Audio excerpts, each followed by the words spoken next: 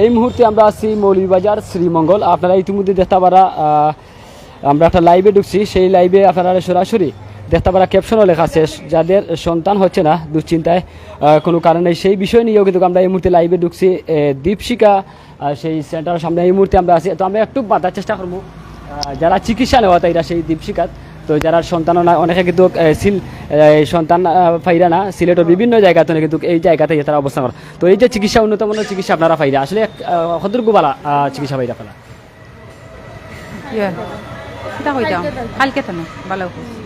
কোন জায়গাতে আপনারা আইসুন? আমরা বললে হতাম বললে খাতো নাইছুন আপনারা মানে কিতা সমস্যা লাগিয়েছিল? কিতা সমস্যা হতো বাচ্চা বাচ্চা বাচ্চা হবে তো এই মোটামুটি চিকিৎসাটা আগে তা বুঝুন বালা ভালো আছে। ওকে, ধন্যবাদ। তো আসলে অনেক বই নেই আইসেন তারা চিকিৎসা নেওয়া লাগে সেই দীপশিখাত আমরা একটু তারা লগে মাতার চেষ্টা করছিলাম।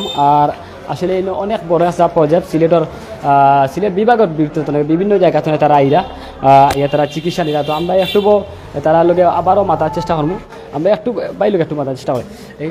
আপনারা যে চিকিৎসা লাগাইছেন কোন জায়গাতে নিয়েছেন? আমরা আসছি বরিশাল থেকে আসছি একটা লাইফের মাধ্যমে দেখছি, দেখার পরে যেখানে মানে উন্নত মানের চিকিৎসা হয় এই জন্য আমরা এখানে আসছি। আইসে অনেকের কাছে জিজ্ঞাসাও করলাম, জিজ্ঞাসা করে বলে তারা ভালো ফলাফল পাইছে, এই কারণে আমরা এখানে আসছি। আশা করি দেখি আমাদের কি হয়। আপনারা সিলেট আসছে মানে উন্নত একটা চিকিৎসা নেওয়ার জন্য, জি পরিবারের কোনো একটা সুখবরের জন্য। জি জি কতটুকু আশাবাদী আছে? আশাবাদী দেখ শুনলাম সবার কাছে, তাতে বলো যে আশাবাদী ভালোই ইনশাল্লাহ হবে আর কি, এটা ভালো একটা চিকিৎসা পাবেন, ভালো একটা চিকিৎসা পাবো ইনশাল্লাহ। ওকে, ধন্যবাদ। তো আমরা আসলে একটু ভিতরে যাইব, যিনি ডাক্তার আছেন তার লগে একটু মাথার চেষ্টা করবো। সবসময় যিনি পরিচালনা করা এই সেন্টারটা কিন্তু খুবই সুন্দরভাবে চমৎকারভাবে গড়িয়া তুলছেন নিজের একাধিকভাবে ডক্টর নিবাস চন্দ্র পাল। তো ইতিমধ্যে চিকিৎসা নেওয়া লাগে বিভিন্ন জায়গা থেকে সিলেট বিভাগের ভিতরে কিন্তু তারা আইসেন চিকিৎসা উন্নত মানের নেওয়া লাগে। আমরা জানতাম চাই এই যে আপনি এত পরিশ্রম করে একটা ইউনিট তৈরি করছেন সিলেট বিভাগের লাগে একটা সুখবর, তো এই হিসাবে কতটুকু আপনার সার্ভিস দিরা বা কোন কোন জায়গা থেকে তারা এইরা বাংলাদেশের মোটামুটি সব অঞ্চল থেকে আমরা রুগী বেশি আসছে। তো বেশি তো আমাদের সিলেটের প্রতিষ্ঠান, এটা সিলেটের রুগীগুলো বেশি আসে। সিলেট, সুনামগঞ্জ, হবিগঞ্জ, জাকিগঞ্জ, জাফলং, জৈন্তিয়া এই সমস্ত জায়গার, তারপরে কিশোরগঞ্জ, কুলিয়ারচর, ব্রাহ্মণবাড়িয়া, কুমিল্লা, বরিশাল থেকে কিছু রুগী আমার এখানে আসছে চিকিৎসা নিতে। ঢাকা রুগী আছেন, এই অঞ্চলের রুগী, খুলনা রুগীও আসে মাঝে মধ্যে, খুলনা রুগী পেয়েছি একজনই। আপনার পরিচয়টা যদি বলতেন স্যার। আমি ডাক্তার নিবাস চন্দ্র পাল, এই যে দীপশিখা ইনফার্টিলিটি কেয়ার অ্যান্ড কাউন্সিলিং সেন্টারের প্রতিষ্ঠাতা। আমি এইখানে কাজ করি বিগত এই শ্রীমঙ্গল শহরে কাজ করি বিগত 14 বছর যাবৎ গাইনোকোলজিস্ট হিসাবে। কিন্তু আমি গ্র্যাজুয়েট ডাক্তার হিসেবে শুরু করি যাত্রা এখানে 1995 ইংরেজি থেকে, অর্থাৎ আমি ইন্টার্নি কমপ্লিটের পরেই আমি শহরে আসি এবং এখানে জিপি প্র্যাকটিস শুরু করি। পরে আমি স্পেশালাইজেশন করার পরে এখানে আমি এই প্রতিষ্ঠানটা শুরু করি, অদ্যাবধি আছি। এবং এই প্রতিষ্ঠানের প্রতিষ্ঠা করি আমার একটা উদ্দেশ্য নিয়ে, যে এই বন্ধাত্ম নিঃসন্তান দম্পতিরা এই উপযুক্ত চিকিৎসার অভাবে তারা ধুকে ধুকে মরছে, বিবাহ বিচ্ছেদ করছে, তাদের সাংসারিক জ্বালা যন্ত্রণা, তারা টর্চার হচ্ছে বিভিন্নভাবে সামাজিকভাবে। এই চিন্তা মাথায় রেখে চিন্তা করলাম যে না, এই এলাকাতে যদি কাজটা করি, সমগ্র সিলেট অঞ্চল সহ বাংলাদেশের যে কোনো জায়গা থেকে যাতায়াতের সুবিধা, এবং এটা একটা পর্যটন এলাকা, এই এলাকাতে সারা বাংলাদেশের লোকজন এখানে আসেন, ভ্রমণ পিপাসু লোকরাও আসেন। এই চিন্তা মাথায় রেখে আমি প্রতিষ্ঠানটা যাত্রা শুরু করি এবং এই প্রতিষ্ঠানটা 2020 সাল থেকে যাত্রা শুরু করে, কিন্তু করোনার কারণে কিছুদিন বন্ধ ছিল, প্রায় 1.5 বছর আপনারা জানেন সবাই। এখন সামাজিক যোগাযোগ মাধ্যমে কিন্তু দীপশিখা মোটামুটি ভাইরাল হয়ে গেছে। জি, এটা হ্যাঁ শীঘ্রই কিন্তু আপনি মানুষের অন্তরে জায়গা পেয়েছেন। সেই হিসাবে এই যে আপনি চিকিৎসা দিচ্ছেন, চিকিৎসা উন্নতার সাথে কিন্তু আপনার এই যে প্রজেক্টটা আছে খুবই ভালো, সবাই আপনার জন্য শুভকামনা জানাচ্ছে। আপনি তাদের উদ্দেশ্য কি বলবেন যে যারা আপনার কাছে চিকিৎসা নিতে আসছে তাদের? আমি এটাই বলবো, যারা সন্তান নিতে পারছেন না বা নিঃসন্তান অবস্থায় আছেন, বিভিন্ন জায়গায় যাচ্ছেন, বিভিন্ন ডাক্তারের চেম্বারে যাচ্ছেন, এদিক সেদিক বিভিন্ন মানে কি বলবো ঝাড়ফুঁক এই অনেক কিছু করছেন অনেকেই। তো আমি বলবো সব দম্পতিদের প্রতি আমার অনুরোধ যে যথাসময়ে যথাযোগ্য জায়গায় উপযুক্ত জায়গায় যেন তারা চিকিৎসাটা করায় এবং তারা এই অভিশাপ থেকে যেন তারা মুক্তি পায়। এই হলো আমার দম্পতিদের প্রতি আমার অনুরোধ। স্যার একটু জানতে চেয়েছেন স্যার, টেস্ট টিউব বেবিটা কি? আসলে এই সম্বন্ধে অনেকে ধারণা নেই স্যার, একটু এই ব্যাপারটা যদি ক্লিয়ার করতেন স্যার একদম খোলা ভাষায়। হ্যাঁ, টেস্ট টিউব বলতে অনেকে মনে করে যে হয়তো জারের মধ্যে টেস্টে কোনো গ্লাস জারের মধ্যে হয়তো কোনো বাচ্চার জন্ম। আসলে বিষয়টা তা না, গ্লাস জারের ভিতরে জন্ম না। এটার আমরা যদি মেডিকেল ভাষায় বলি, এটাকে বলা হয় ইনভিট্রো ফার্টিলাইজেশন, IVF। ইনভিট্রো মানে হলো নিষিক্তকরণ যে প্রক্রিয়াটা, ফার্টিলাইজেশন, ডিম আর শুক্রাণু যে মিলনের প্রক্রিয়া, এটাকে বলে ফার্টিলাইজেশন। এই ফার্টিলাইজেশনটা যখনই মানব দেহের বাইরে হবে, কোনো ল্যাবের মধ্যে হবে, এটাকে বলা হয় ইনভিট্রো ফার্টিলাইজেশন। আসলে এইখানে টেস্ট টিউব বলতে কোনো টিউবের মধ্যে বাচ্চা না, এইখানে টিউবের ব্যবহার হয় বিদায় হয়তো নামটা, হয়তো আমার মনে হয় হয়তো টেস্ট টিউব নামটা আসছে। আসলে এখানে জারের মধ্যে কোনো বাচ্চা না, এটা ইনভিট্রো ফার্টিলাইজেশন।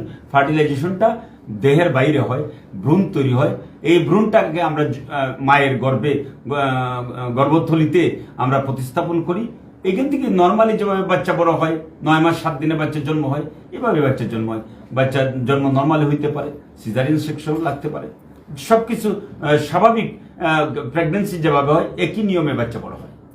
স্যার আমরা জানি স্যার সন্তান দেওয়া এবং নেওয়ার মালিক সৃষ্টিকর্তা, আমরা মধ্যে থেকে স্যার অনেকভাবে চেষ্টা করি। জি জি, আমরা শুধু সাহায্য করি। তো স্যার আপনি অনেকেই আপনার জানতে চেয়েছেন যে স্যার আপনার বন্ধাত্বটা কি এবং কাদের হয়, এই জিনিসটা যদি ক্লিয়ার করতেন স্যার। বন্ধাত্ব বিষয়টা হলো যখন আমরা বলি যে স্বামী স্ত্রী তারা বাচ্চা চাচ্ছে, তারা কোনো ধরনের পদ্ধতি ব্যবহার না করে, জন্ম নিয়ন্ত্রণের পদ্ধতি ব্যবহার না করে 1 বছর একই সাথে আছে, একই সাথে তারা সহবাস করছেন, তারপরে বাচ্চা ধারণ করতে পারছেন না, এটাকে আমরা বন্ধাত্ব হিসেবে বলি। তবে যাদের বয়স 35-এর বেশি, বয়স বলতে আমি ফিমেল পার্টনারের কথা বলছি, যাদের বয়স 35-এর বেশি, তারা যদি 6 মাস একসাথে থাকার পরেও যদি বাচ্চা না আসে, এটা আমরা বন্ধাত্ব হিসাবে অভিহিত করতে পারি। স্যার আপনার অনেক পুরুষ একজন কমেন্টসে আপনার মন্তব্য করেছেন যে পুরুষের অলিগোস্পার্মিয়া বা এজোস্পার্মিয়া হয়, তো সেক্ষেত্রে ওই পুরুষের স্যার আপনারা কি পদ্ধতিতে চিকিৎসা দিয়ে থাকেন সাধারণত? আচ্ছা, এখন আমরা দেখতে হবে এজোস্পার্মিয়া। এজোস্পার্মিয়া মানে কি? তার বীর্যের মধ্যে শুক্রাণু নেই, এটাকে বলা হয় এজোস্পার্মিয়া। এখন এজোস্পার্মিয়া কেন? এটা কি obstructive or non obstructive? Obstructive মানে শুক্রাণু তো তৈরি হয়, আপনারা জানেন যে অন্ডকোষের মধ্যে শুক্রাণু তৈরি হয়, শুক্রাণুটা অন্ডকোষ থেকে তৈরি হয়ে একটা নির্দিষ্ট পথে সে বাড়িয়ে আসে। যদি এখানে কোনো ধরনের বাধাপ্রাপ্ত হয়, অবস্ট্রাকশন থাকে, এটাকে বলে অবস্ট্রাক্টিভ এজোস্পার্মিয়া। আর আরেকটা হলো নন অবস্ট্রাক্টিভ এজোস্পার্মিয়া, অর্থাৎ তার শুক্রাণু তৈরি হচ্ছে না, অন্ডকোষ কোনো কারণে নষ্ট হয়ে গেছে, এটাকে হলো নন অবস্ট্রাক্টিভ এজোস্পার্মিয়া। এখন আমাদের এজোস্পার্মিয়ার কারণটা বাইরে করে এটা এই অনুযায়ী আমাদের ট্রিটমেন্ট করতে হবে। যদি অবস্ট্রাকটিভ এজোস্পার্মিয়া হয়, তার অন্ডকোষ থেকে শুক্রাণু নিয়ে আমরা টেস্ট করতে পারি।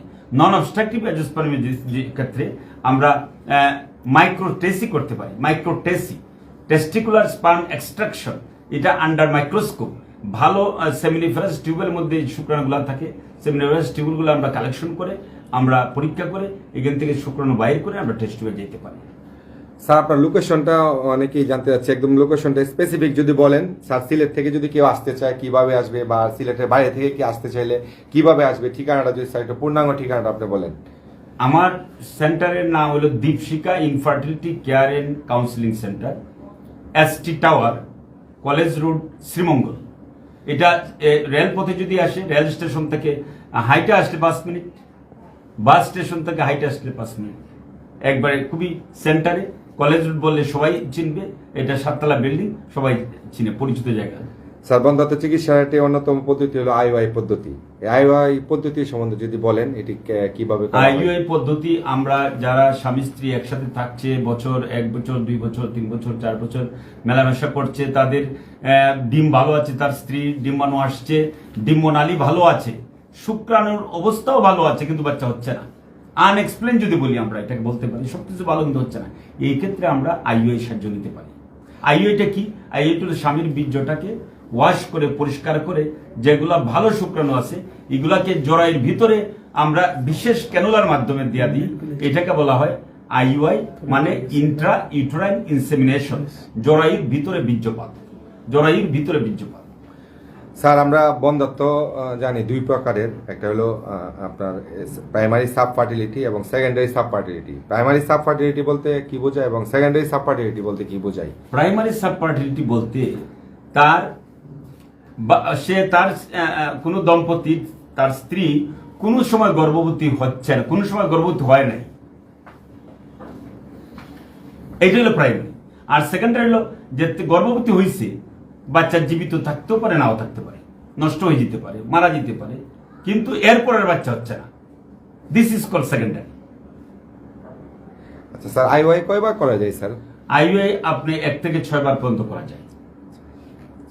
আচ্ছা স্যার, একজন মা বা মহিলা কত বছর পর্যন্ত সন্তান ধারণ করার ক্ষমতা রাখেন? স্বভাবত আমরা বলি যে একটা মেয়ের বয়স যখন 35 হয় তখন তার যে ওভারিয়ান রিজার্ভ, ডিমের ভাণ্ড যেটাকে বলি ওভারিয়ান রিজার্ভটা 80% শেষ হয়ে যায়। এটা গড গিফটেড জিনিস, শেষ হবে, এটাকে আটকে রাখার কোনো কথা নেই।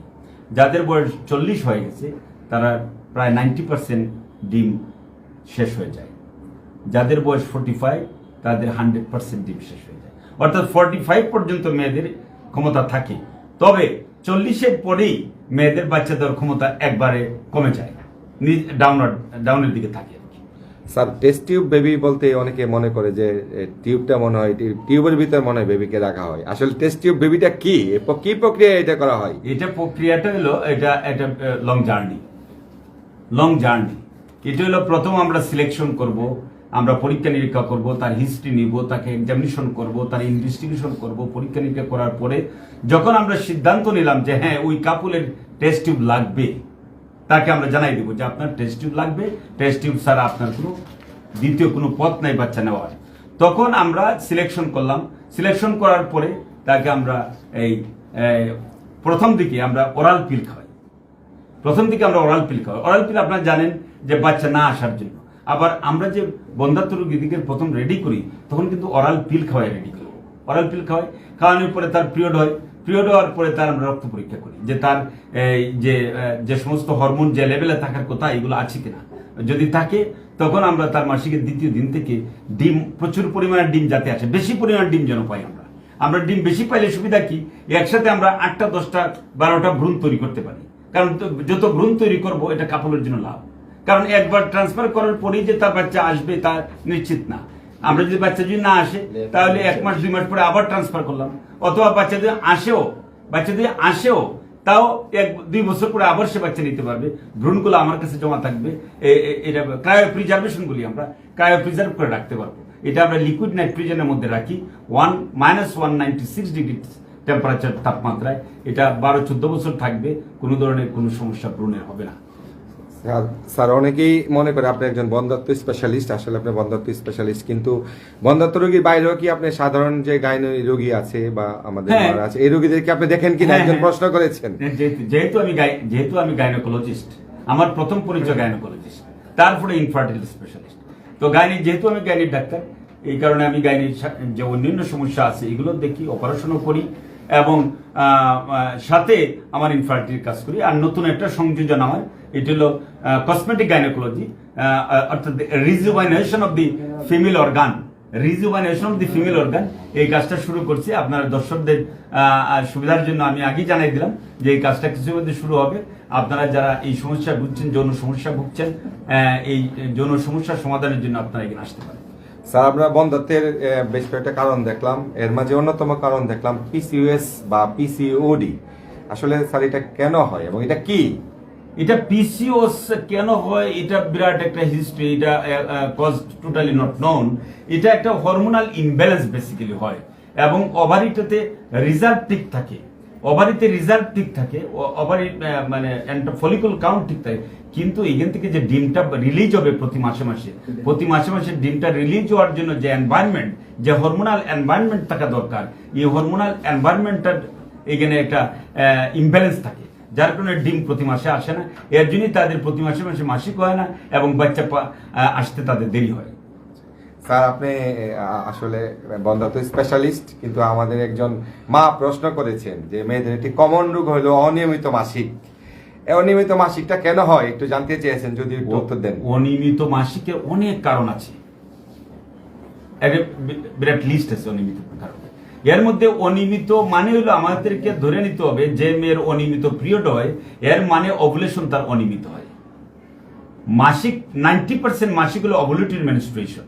ওভুলেশন হবে, ওভুলেশন হওয়ার 14 দিন পরে বা 15 দিন পরে বা 13 দিন পরে মাসিক হবে, এটা নির্ধারিত। এখন যে মেয়ের মাসিক অনিয়মিত হয় এর মানে ওভুলেশন অনিয়মিত হয়। মানে ওভুলেশন কেন অনিয়মিত হয়? ওভুলেশন অনিয়মিত হওয়ার কারণ এর মধ্যে পিসিওএস একটা কারণ, one of the cause, major cause অনিয়মিত হওয়ার। তার অন্য কোনো হরমোনাল প্রবলেম আছে কিনা, তার হাইপারপ্রোলাকটিনিমিয়া আছে কিনা, তার হাইপোথাইরয়েডিজম হাইপারথাইরয়েডিজম আছে কিনা, এটা একটা অনিয়মিত কারণ। কিছু কিছু মেডিকেল ডিজিজ আছে যেমন টিউবারকুলোসিস, এটাও একটা কারণ হতে পারে। স্যার আমরা দেখতে পেলাম আপনাদের এখানে আইভিএফ এবং আইওআই এর পাশাপাশি আইসিএসআই ও করা হয়। এই আইসিএসআই টা কি একটু যদি ক্লিয়ার করতেন। আইসিএসআই মানে ইন্ট্রাসাইটোপ্লাজমিক স্পার্ম ইনজেকশন, অর্থাৎ এই যে পুরুষের বীর্যের মধ্যে শুক্রাণু নাই অথবা শুক্রাণুর পরিমাণ খুবই কম সিভিয়ার অলিগোস্পার্ম, এই ক্ষেত্রে আমরা শুক্রাণুটা নিয়ে সরাসরি ওভারির ভিতর মানে ডিমের ভিতরে, ওভারি না ডিমের ভিতরে, এগের ভিতরে আমরা শুক্রাণুটাকে ইনজেকশন এক ধরনের স্পেশাল ক্যানুলা আছে, ক্যানুলার মাধ্যমে ডিমের ভিতরে শুক্রাণুটাকে ঢুকাই দিই। যেগুলো যেমন আমরা অন্ডকোষ থেকে শুক্রাণু কালেকশন করি টেসি বা টেসা প্রক্রিয়ার মাধ্যমে, তখন একটা শুক্রাণুকে একটা ডিমের ভিতরে ঢুকাই দিই। এইটার নাম হলো ইক্সি পদ্ধতি।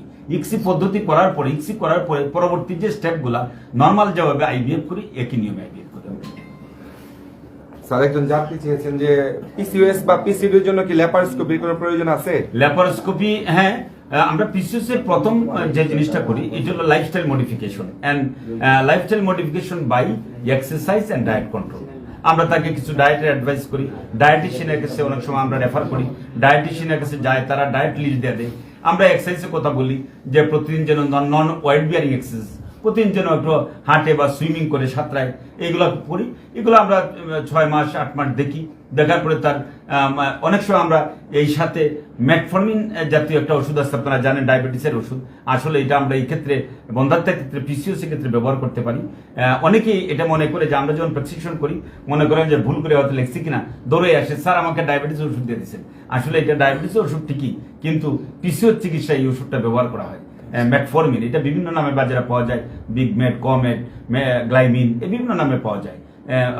এই ওষুধটা আমরা পিসিওএস ব্যবহার করি। এটা দেওয়ার পরেও যদি কোনো রোগীর কাজ না হয় তখন আমরা সিদ্ধান্ত নেই আমরা ল্যাপারোস্কোপি করে ড্রিলিং করব, ovarian drilling, laparoscopic ovarian drilling, Lord পদ্ধতি বলে, লর্ড এলওডি, লর্ড মানে ল্যাপারোস্কোপি ওভারিয়ান ড্রিলিং করি। ড্রিলিং করলে আপনার যে হরমোনাল ইমব্যালেন্সটা থাকে এটা ব্যালেন্স হয়ে আসে, তখন ওভুলেশন হয়। ওভুলেশনের নর্মাল স্বাভাবিক স্বামী স্ত্রী মেলামেশার মাধ্যমে বাচ্চা আসতে পারে। যদি লট করার পরে 6 মাস 1 বছর ভিতরে বাচ্চা না আসে তখন আমরা আইইউআই চিন্তা করি অথবা আইভিএফ এর চিন্তা করি। স্যার ল্যাপারোস্কোপিটা কি স্যার যদি বলতেন খুলে? ল্যাপারোস্কোপি মানে একটা স্কোপ, মানে কি স্কোপ মানে দেখা, ল্যাপার মানে পেট, পেটের ভিতরটা বিশেষ যন্ত্রের মাধ্যমে দেখা, এটা নাম হলো ল্যাপারোস্কোপি। দেখে আমরা কি করি, ডায়াগনোসিস করি, কোন রোগ আছে কিনা ভিতরে, রোগ থাকলে রোগের চিকিৎসা করি। এটা কিন্তু একদিকে ডায়াগনস্টিক আর একদিকে থেরাপিউটিক, রোগ নির্ণয় করা যায়, রোগের চিকিৎসা করা যায়। স্যার একজন বলছেন যে ল্যাপারোস্কোপি করলে কি কোনো অসুবিধা বা কোনো প্রবলেম হয়? ল্যাপারোস্কোপি যেহেতু একটা সার্জিক্যাল প্রসিডিউর, এটা তো কমপ্লিকেশন থাকতেই পারে।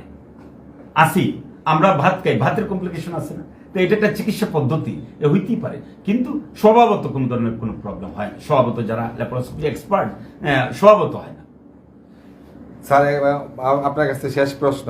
স্যার আপনার বাইরে অনেক রোগী অপেক্ষা করছেন, আপনাকে ধন্যবাদ আপনার মূল্যবান সময় দেওয়ার জন্য।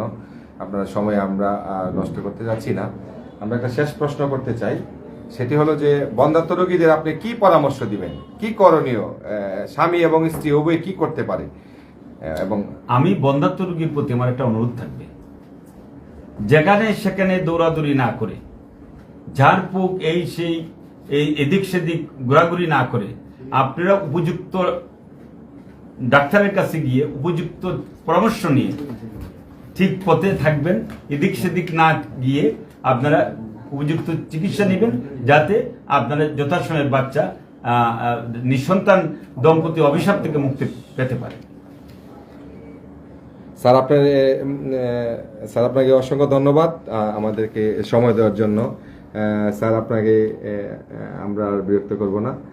আপনাকেও ধন্যবাদ যে আপনারা এত কষ্ট করে এসেছেন আমার এই সেন্টারে একটা সাক্ষাৎকার নেওয়ার জন্য। আপনাদেরকে ধন্যবাদ। ধন্যবাদ স্যার। ধন্যবাদ স্যার। যাই হোক ভিউয়ার্স, দেশ এবং প্রবাস থেকে ইতিমধ্যে আমরা লাগে লাইভ অনেকে সংযুক্ত আছেন। আপনারা আমরা সঠিক অ্যাড্রেসটা দেওয়ার চেষ্টা করলাম, দেখতে পারলাম আমরা ক্যামেরার সামনে একটা অ্যাড্রেস আছে। যাই হোক, আপনাদের সবার সুস্বাস্থ্য কামনা করে বিদায় নিচ্ছি। আসসালামু আলাইকুম ওয়া রাহমাতুল্লাহি ওয়া বারাকাতুহু।